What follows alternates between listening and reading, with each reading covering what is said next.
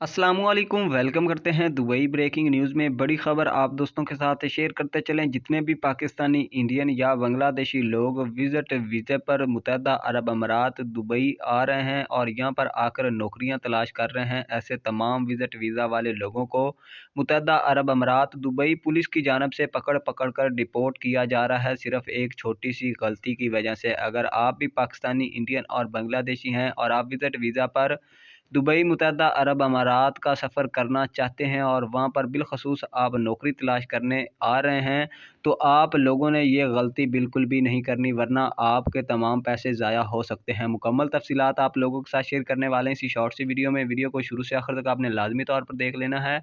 Channel को subscribe करके bell icon को आपने लाजमी तौर पर दबा लेना है, ताकि नई आने वाली वीडियोज़ के अपडेट्स आप तक जल्द से जल्द पहुँच सकें। इसके अलावा नाजरीन, सपोर्ट के तौर पर आपने वीडियो को लाइक ज़रूर कर देना है और अपने दोस्तों के साथ भी लाजमी तौर पर आपने फेसबुक और व्हाट्सएप पर शेयर कर देना है। तो नाजरीन, आप भाइयों को बताते चले, जितने भी लोग विज़िट वीज़े पर दुबई मुत्तहदा अरब अमारात का सफ़र कर रहे हैं,